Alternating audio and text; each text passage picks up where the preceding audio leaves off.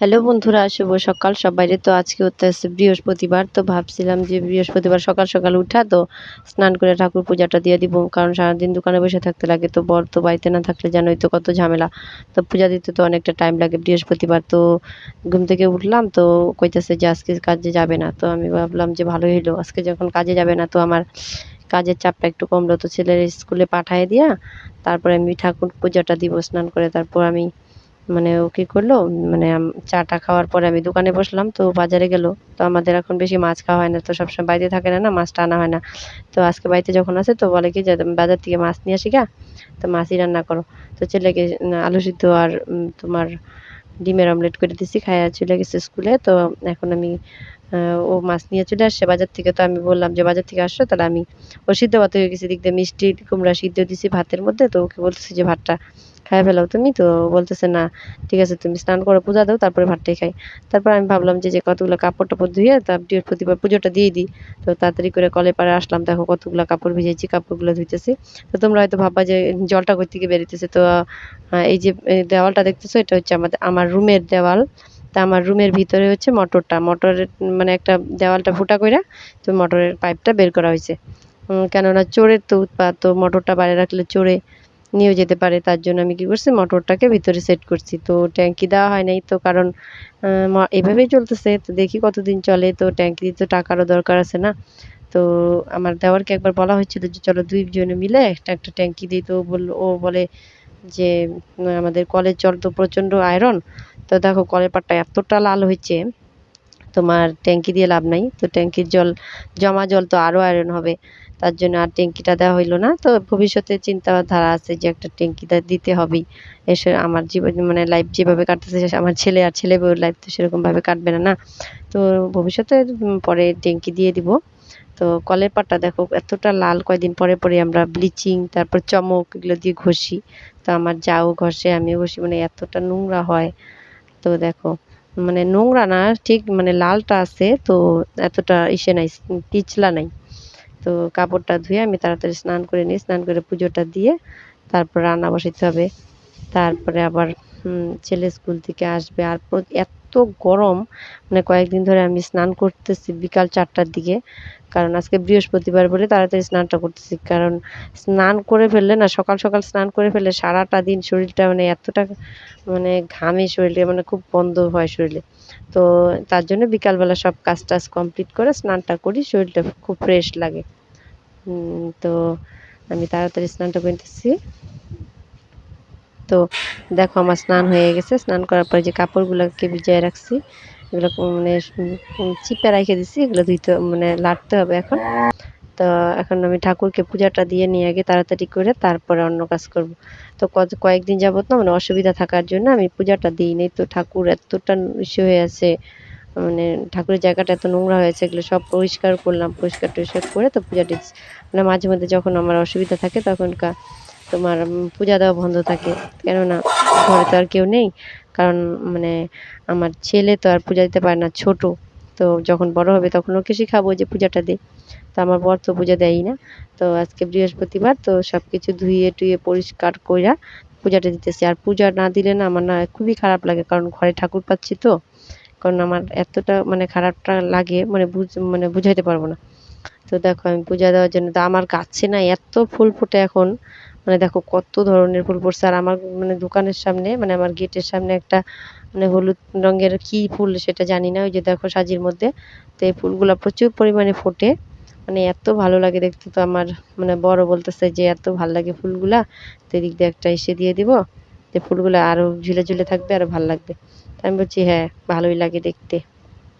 তার জবা ফুল মানে 7-8 রকমের জবা, মানে আমি যেখানেই যাই মানে ঘুরতে টুরতে আমি না জবা মানে ফুলের গাছ নিয়ে আসি। আমার ফুলের গাছ এতটা ভাল লাগে।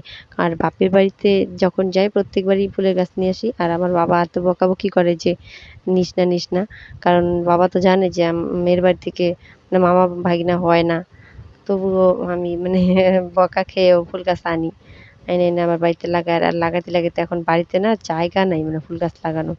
তো ফলের গাছও লাগাই, আমার সব গাছই ভালো লাগে। তো চাল কুমড়া গাছ লাগাইছি, চাল কুমড়া গাছও হয়ে গেছে।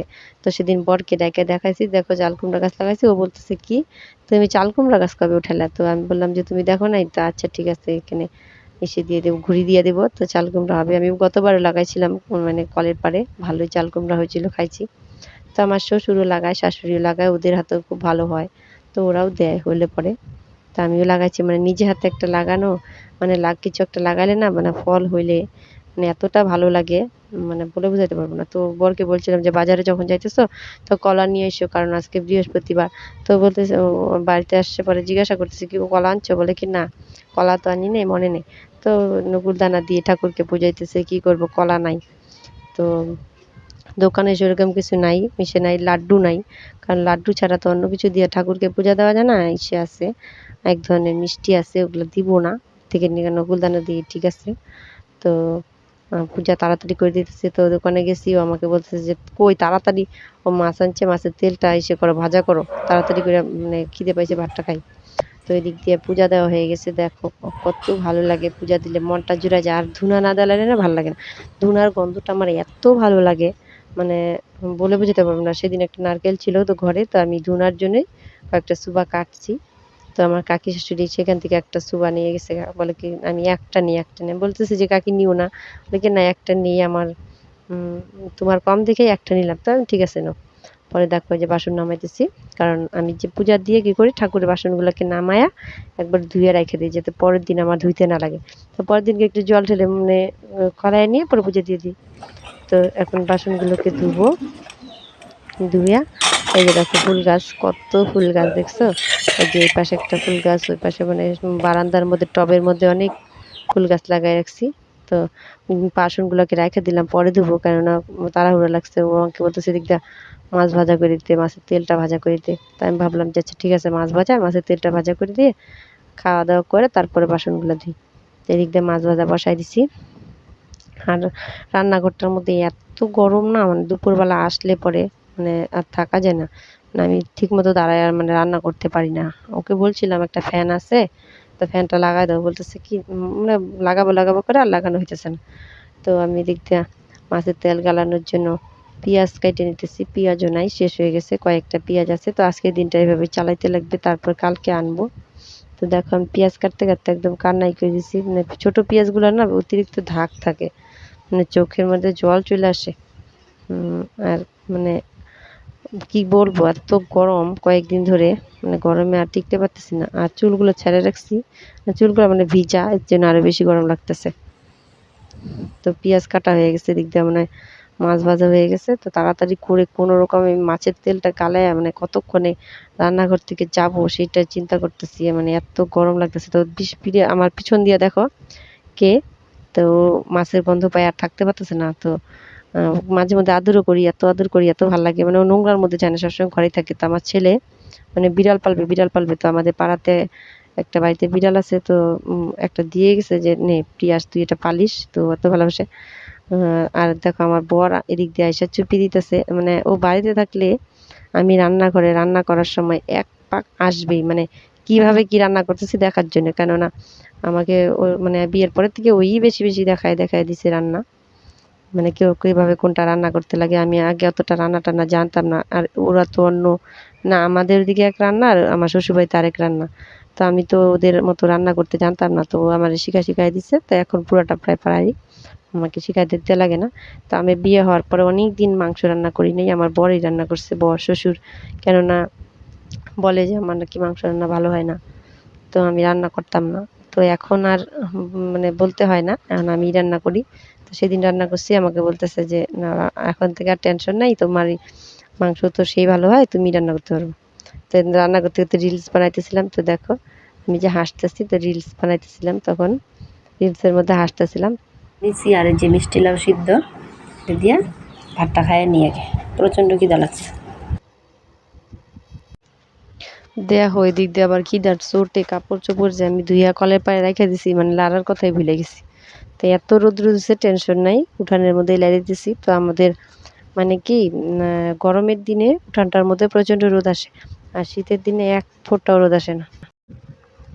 তো কাপড়গুলোকে লাড়তেছি, মনে হইতেছে যে আমি সিদ্ধ হয়ে যেতেছি, এতটা গরম, মানে থাকা যেতেছে না রোদের মধ্যে, মানে কিছুক্ষণ লাগবে। ওই দেখো মুরগি দৌড়াইতেছে, তো আমাদের গ্রামের বাড়ি তো, তো আমাদের বাড়িতে সবই দেখা যায়। তো গরু, আমাদের বাড়িতে গরু আছে, তো মুরগিও আছে, মুরগি আছে, গরু আছে, ছাগল আছে, মানে সবই দেখা যায় গ্রামের বাড়ি তো। হাঁসটা পালি না, কারণ হাঁস বড় বড় মানে লেদা দেয়, তো মানে ঘৃণা লাগে হাঁসটা পালতে। ওই যে হলুদ ফুলের কথা বলছিলাম তোমাদেরকে, ওই দেখো হলুদ ফুল কত ফুটে আছে, তো আমার দোকানটার সামনেই, কি ভাল লাগে দেখতে। তো আমার বলে যে আমাদের বাড়িতে নাকি এই ফুল গাছগুলো আগেও ছিল, আমার দাদা শ্বশুর মানে লাগাইছিল, একবার আমি ছিল তো, এখন আমি লাগাইছি।